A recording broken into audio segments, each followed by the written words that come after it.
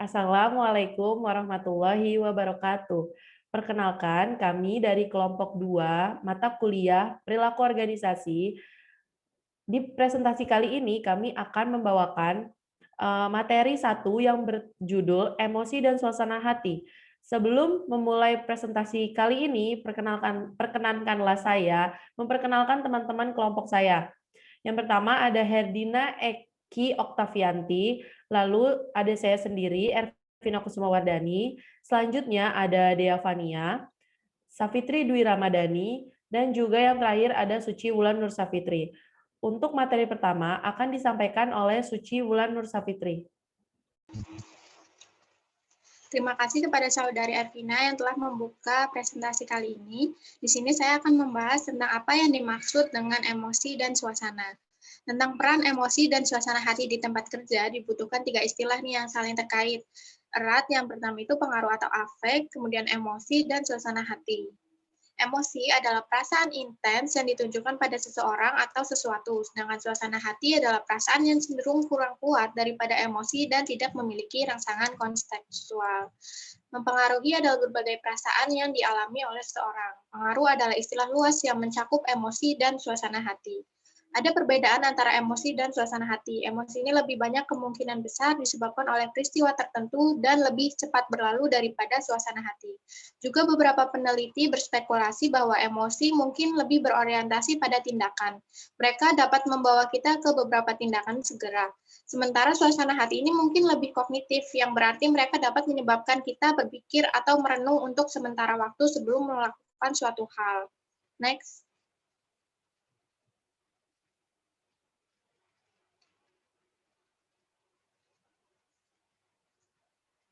Kemudian ada perbedaan emosi dan mood. Di sini tuh mempengaruhi suasana dan emosi juga saling terkait. Emosi dan suasana hati akan berimbas pada mempengaruhi. Mempengaruhi sendiri ini didefinisikan sebagai berbagai perasaan yang dialami oleh orang. Mempengaruhi bisa dialami dalam bentuk emosi ataupun suasana hati.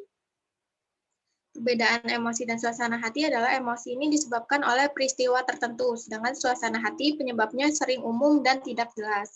Kemudian emosi ini durasinya sangat singkat, bisa beberapa detik atau beberapa menit. Sedangkan suasana hati ini bisa bertahan lebih lama dari emosi, berjam-jam atau berhari-hari. Emosi ini spesifik dan banyak di alam, seperti banyak emosi tertentu kayak marah, takut, sedih, bahagia, jijik, dan terkejut.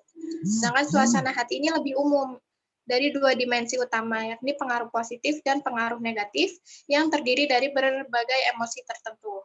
Selanjutnya, emosi ini biasanya disertai dengan ekspresi wajah yang berbeda, sedangkan suasana hati umumnya tidak ditunjukkan oleh ekspresi yang berbeda. Emosi ini berorientasi pada tindakan, sedangkan suasana hati bersifat kognitif. Next. Kemudian suasana hati dasar, pengaruh positif dan negatif. Emosi ini diklasifikasikan ke dalam 2 kategori. Kategori yang pertama ini positif dan kategori kedua itu yang negatif.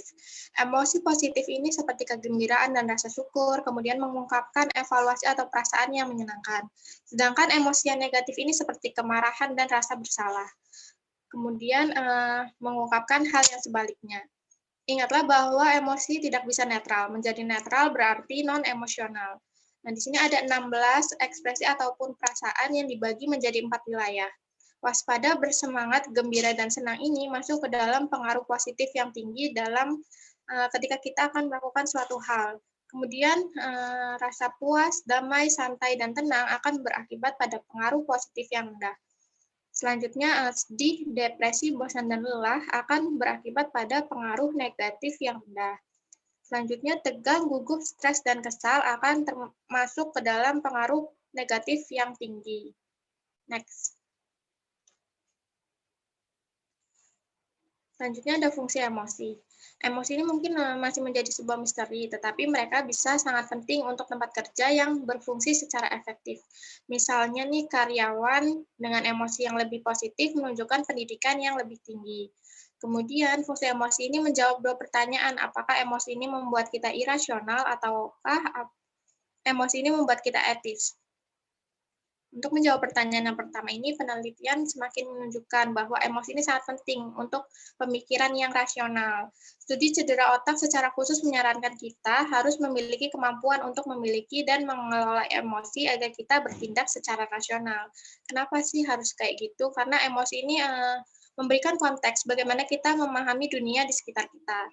Sebuah penelitian juga baru-baru ini menunjukkan bahwa orang yang memiliki suasana hati yang negatif lebih mampu membedakan informasi yang benar daripada orang yang memiliki suasana hati yang bahagia. Selanjutnya, pertanyaan yang kedua ini, apakah emosi membuat kita etis? Banyak penelitian menunjukkan bahwa penilaian moral sebagian besar didasarkan pada perasaan daripada kognisi.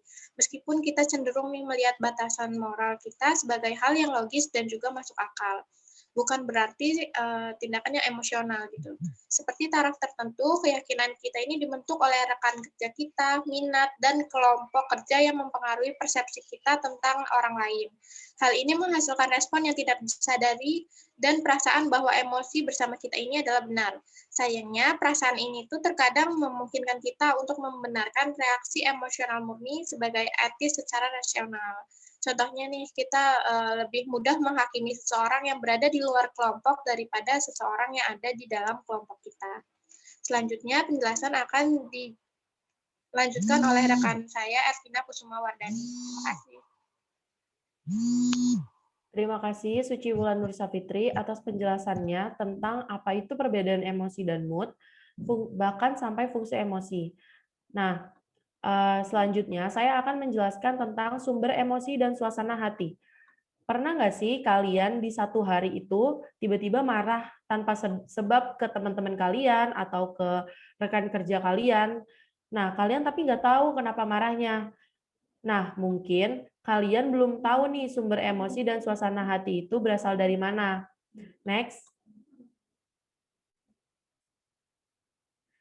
Dari mana sumber emosi dan suasana hati berasal? Yang pertama, dari kepribadian. Suasana hati dan emosi memiliki komponen ciri kepribadian yang memungkinkan beberapa orang memiliki kecenderungan bawaan dan alami untuk mengalami suasana hati dan emosi tertentu lebih sering daripada yang lain.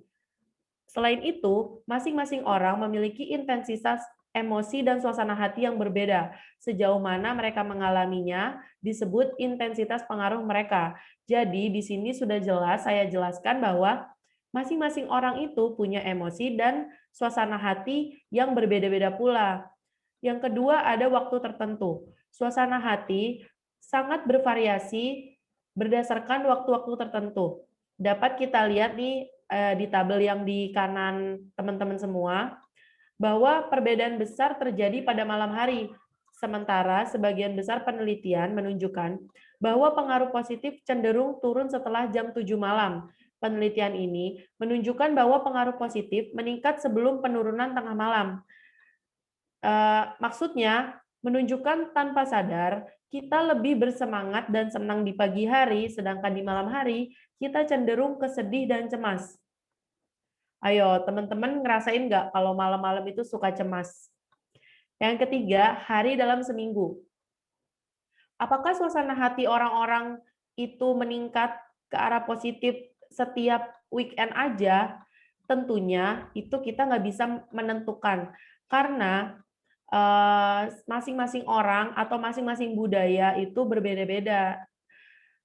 Mungkin saja ini dapat terjadi, tapi tidak di semua negara. Misalnya saja, di Amerika, tingkat kecenderungan positif mereka tepat pada hari Jumat, Sabtu, Minggu. Hal ini bisa disebabkan oleh banyak faktor, seperti tekanan kerja dan persaingan di hari kerja yang membuat tekanan berlebih dan menjadi alasan mengapa akhir pekan lebih cenderung ke emosi positif.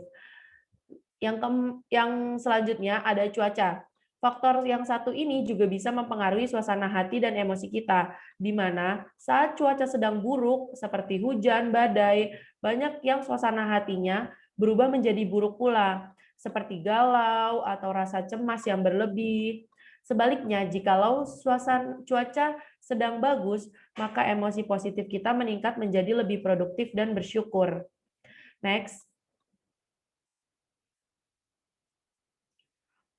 Oke, selanjutnya ada stres. Seperti yang mungkin Anda bayangkan, peristiwa stres di tempat kerja seperti tiba-tiba kita ditegur oleh atasan atau revisi-revisi yang terus-terus saja datang atau tenggat waktu yang akan datang, kehilangan penjualan besar-besaran, dapat berdampak negatif pada suasana hati. Efek stres juga meningkat seiring waktu. Tingkat stres yang meningkat dapat memperburuk suasana hati kita karena kita mengalami lebih banyak emosi negatif. Pasti teman-teman juga nggak asing tentang stres dan emosi. Kalau kita stres, pasti kita emosi dan cenderung marah-marah. Nah, yang selanjutnya ada waktu tidur. Kualitas tidur juga mempengaruhi suasana hati loh teman-teman. Tidur yang buruk atau kurang juga membuat teman-teman ini sulit mengendalikan emosi. Bahkan, tidur malam yang buruk membuat kita lebih sering marah dan rentan terhadap resiko yang akan terjadi. Tidur yang buruk merusak kepuasan kerja dan membuat kita kurang mampu membuat penilaian yang etis. Namun, sisi positif dari tidur yang teratur dapat meningkatkan kreativitas, kinerja, dan kesuksesan karir. Maka dari itu nih teman-teman yang masih bergadang, mending lebih baikin lagi waktu tidurnya biar nggak cepat emosi dan kreativitasnya meningkat. Next, ada olahraga. Penelitian secara konsisten menunjukkan bahwa olahraga meningkatkan suasana hati positif orang. Meskipun secara keseluruhan tidak terlalu kuat, namun efeknya yang paling kuat bagi mereka yang mengalami depresi. Jadi teman-teman yang lagi depresi pasti atau kadang-kadang disarankan oleh dokternya untuk lebih rajin berolahraga. Yang terakhir ada usia. Sebuah penelitian terhadap orang dewasa berusia 18 sampai 94 tahun menemukan bahwa suasana hati yang positif meningkat seiring bertambahnya usia. Nah, hal ini bertentangan pada pandangan populer bahwa masa muda ini adalah waktu terbaik dalam hidup. Puncak kehidupan emosional mungkin tidak akan terjadi sampai masa muda ini. Jadi, pasti kalian juga masih mikirnya makin tua makin emosi. Padahal sebenarnya enggak. Makin tua ini kita makin bijak dan lebih cenderung bisa mengendalikan emosi. Jadi, jika kalian sudah merasa makin bertambah usia, artinya kalian harus tetap bahagia, harus makin bahagia. Oke, sekian presentasi dari saya. Selanjutnya akan dilanjutkan oleh teman saya, Dea Fania.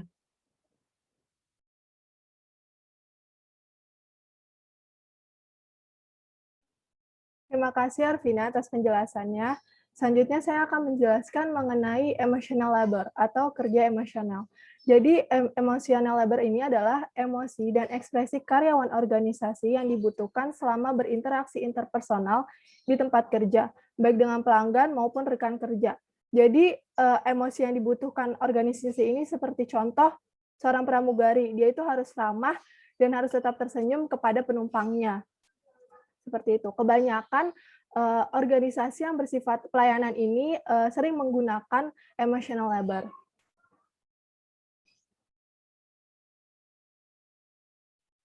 Dengan adanya emotional labor ini kadang akan menimbulkan masalah. Masalahnya itu adalah disonansi emosional yang akan terjadi jika karyawan harus memproyeksikan satu emosi sambil merasakan emosi yang lainnya.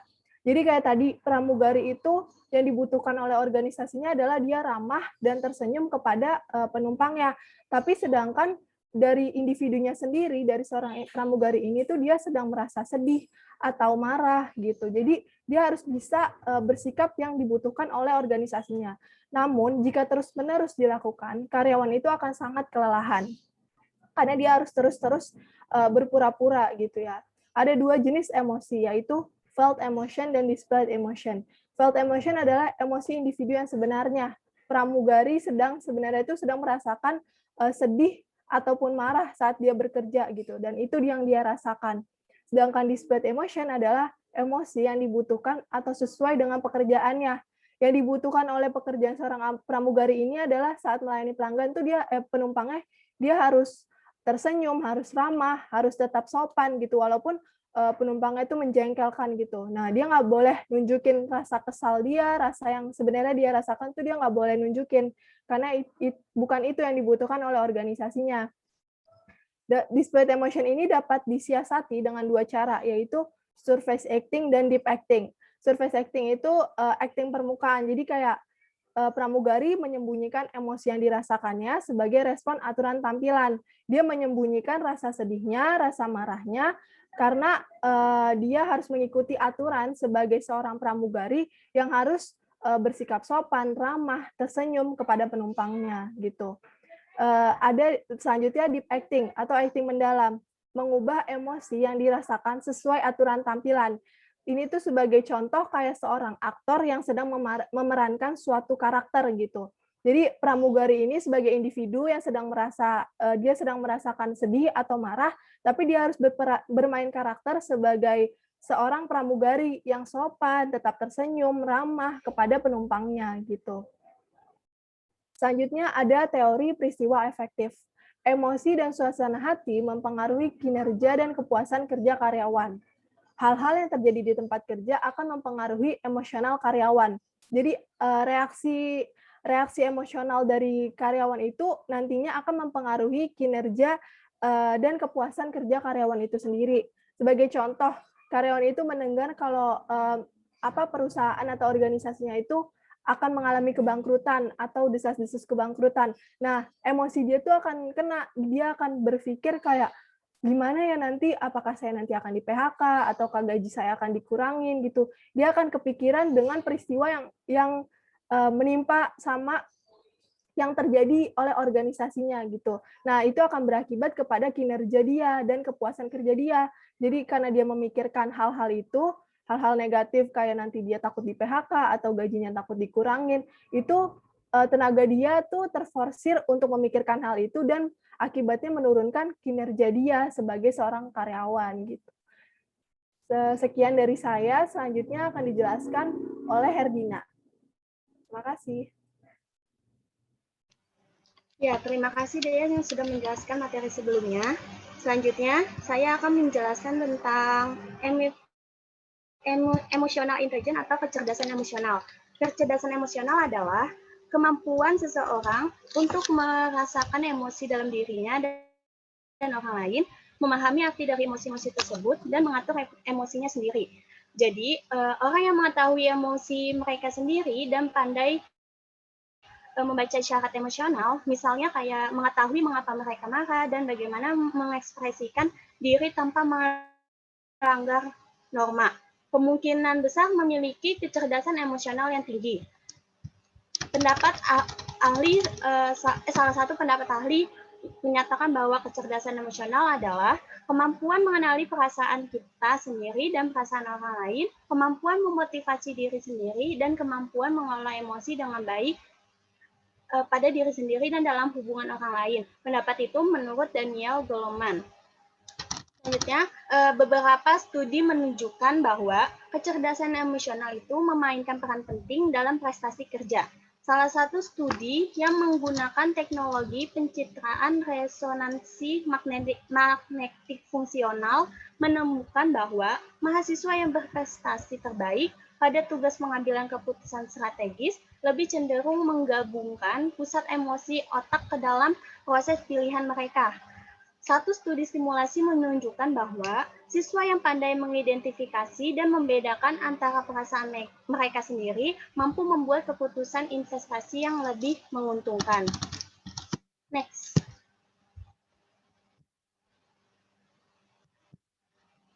Next day.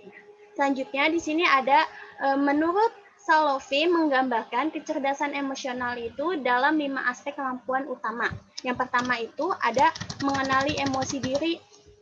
Mengenali emosi diri ini sangat erat kaitannya dengan kemampuan untuk mengenali perasaan diri ketika perasaan itu timbul dan merupakan hal yang penting bagi pemahaman kejiwaan secara mendalam. Contohnya itu mengetahui mengapa kita marah dan apa ya penyebabnya yang membuat kita marah. Maka hal tersebut itu contoh dari mengenali emosi diri. Yang kedua itu ada mengelola emosi. Mengelola emosi sangat erat kaitannya dengan kemampuan individu dalam menangani perasaan agar dapat terungkap dengan tepat atau selaras sehingga tercapainya keseimbangan dalam diri individu. Contohnya itu misalnya mengetahui bagaimana mengekspresikan diri tanpa melanggar norma. Dengan ini, mengelola emosi itu juga berhubungan dengan kemampuan untuk menghibur diri sendiri, melepaskan kecemasan, dan akibat-akibat yang timbul karena kegagalan keterampilan emosional dasar. Yang ketiga, ada memotivasi diri sendiri.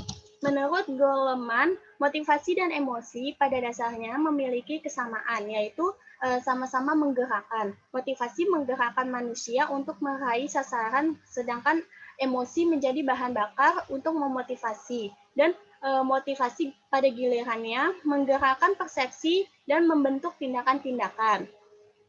Yang keempat, ada mengenali emosi orang lain. Menurut Goleman, kemampuan seseorang untuk mengenali emosi orang lain menunjukkan kemampuan empati seseorang. Empati itu merupakan kemampuan merespon perasaan orang lain dengan respon emosi yang sesuai keinginan orang tersebut. Dengan berempati ini dijadikan dasar untuk membangun hubungan interpersonal yang sehat antara yang satu dengan yang lain. Selanjutnya yang terakhir ada membina hubungan. Membina hubungan sangat erat kaitannya dengan kemampuan mengendalikan dan menangani emosi dengan baik ketika berhubungan dengan orang lain. Cermat membaca situasi, berinteraksi dengan lancar, dan memahami tindakan dalam hubungan antar manusia. Next. Nah, selanjutnya ada emotion regulation atau regulasi emosi. Regulasi emosi ini adalah proses mengidentifikasi dan memodifikasi emosi yang dirasakan. Di sini ada pertanyaan, pernahkah Anda mencoba menghibur diri sendiri saat merasa sedih atau menenangkan diri sendiri saat sedang marah? Jika hal tersebut iya, maka Anda terlibat dalam regulasi emosi. Karena regulasi emosi ini memiliki ide utama yaitu untuk mengidentifikasi dan memodifikasi emosi yang dirasakan.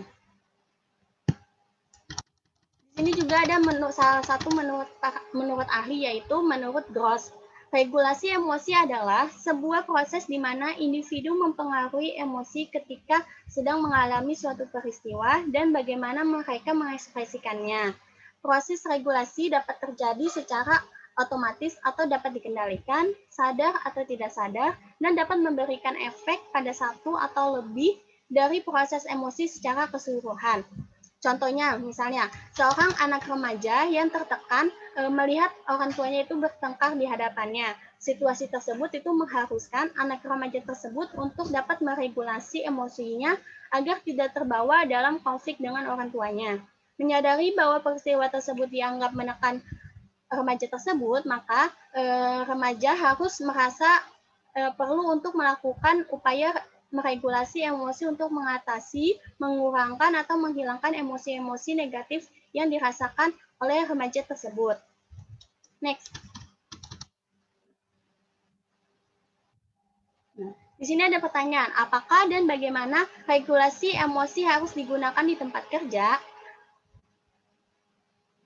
Dimulai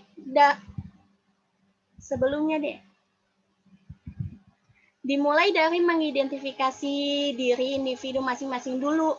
Lalu mana yang mungkin secara alami menerapkannya. Di lingkungan tempat kerja berpengaruh pada kecenderungan individu untuk menggunakan regulasi emosi. Secara umum, keragaman dalam kelompok kerja meningkatkan kemungkinan untuk mengatur emosi. Misalnya, karyawan yang lebih muda cenderung mengatur emosi mereka ketika kelompok kerja mereka melibatkan anggota yang lebih tua. Jadi, di sini karyawan terbaik dapat menggunakan pengetahuan mereka tentang regulasi emosi untuk memutuskan kapan harus bicara dan bagaimana mengekspresikan diri secara efektif. Next.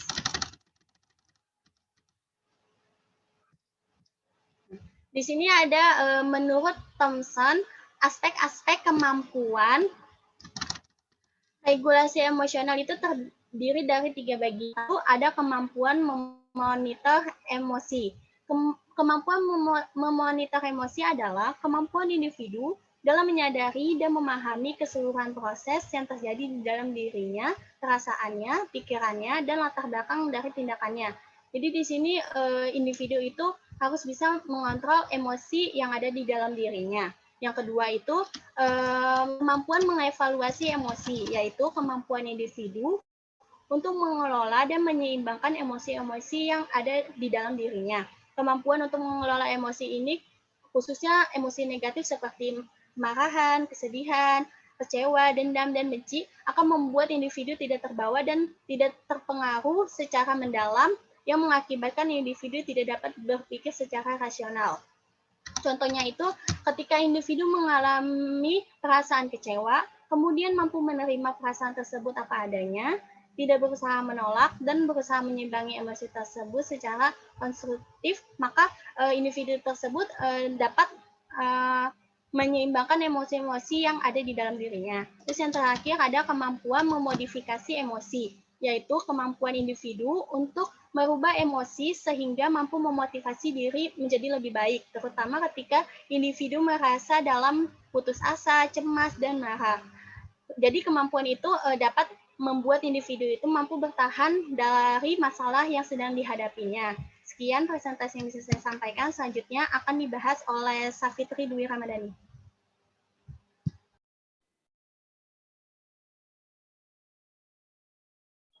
Ya, terima kasih Herdina. Saya Safitri Dwi Ramadhani akan membahas mengenai perilaku organisasi dari emosi dan suasana hati. Next.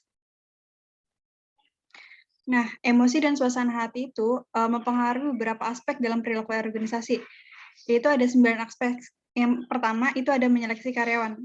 Sebagai HRD yang menyeleksi karyawan, dia harus memiliki kemampuan EI atau Emotional Intelligence, di mana dia bisa membaca emosi dan suasana hati para pelamarnya, sehingga dia bisa memutuskan siapa saja yang layak untuk menjadi karyawan di perusahaannya. Yang kedua, mengambil keputusan. Pengambilan keputusan yang baik itu dilakukan saat emosi dan suasana hati yang positif, sehingga akan menghasilkan solusi yang terbaik. Nah, yang ketiga, kreativitas. Nah, biasanya nih, ide-ide kreatif itu timbul saat suasana hati kita lagi positif. Biasanya kalau suasana hati positif, kita bisa berpikiran lebih fleksibel dan lebih terbuka. Nah, itu akan meningkatkan produktivitas kerja kita. Yang keempat itu ada motivasi. Nah, motivasi ini biasanya di tempat kerja kalau kita dikasih feedback dari rekan kerja kita atau pemimpin kita, sehingga kita akan lebih senang, lebih suasana hatinya lebih positif, bisa bekerja lebih baik lagi. Yang kelima itu ada kepemimpinan. Nah, kalau kepemimpinan ini, seorang pemimpin itu harus menyebarkan energi positif. Nah, bayangin aja nih kalau misalnya seorang pemimpin lagi dalam suasana hati yang buruk, terus dia marah-marah ke bawahannya, pasti bawahannya juga ikut kesel atau marah karena emosi yang ditularkan dari pemimpin tersebut. Next.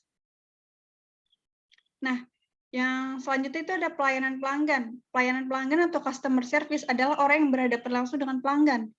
Nah, customer service itu harus memiliki energi yang positif, sehingga pelanggan akan merasa puas atas pelayanannya. Yang selanjutnya itu ada sikap kerja. Hubungan sikap kerja dan dengan emosi dan suasana hati itu saling timbal balik. Jadi kalau cara kita kerja itu biasanya mempengaruhi suasana hati kita. Begitupun sebaliknya. Suasana hati kita itu biasanya mempengaruhi cara kita memandang kerja. Contohnya nih, misalnya suasana hati kita lagi senang. Nah, biasanya kita mandang kerjaan kita tuh lebih mudah, lebih cepat selesai. Nah, selanjutnya itu ada perilaku yang menyimpang di tempat kerja. Nah, biasanya ini orang yang cemburu terhadap prestasi rekan kerjanya, dia cemburunya itu nggak terkontrol, sehingga dia bisa aja cari cara buat ngejatuhin rekan kerjanya itu. Yang terakhir itu ada keselamatan dan cedera di tempat kerja. Nah, untuk ini tuh biasanya orang-orang yang memiliki energi yang negatif itu lebih ceroboh dan lebih nggak fokus sama kerjanya, sehingga dia bisa aja celaka di tempat kerja. Next. Ini adalah sumber buku yang kita ambil untuk presentasi ini, yaitu bukunya dari Stephen Robbins tentang Essential of Organizational Behavior yang diterbitkan oleh Pearson Education tahun 2018. Ya, sekian presentasi dari kami, kurang lebihnya mohon maaf. Wassalamualaikum warahmatullahi wabarakatuh.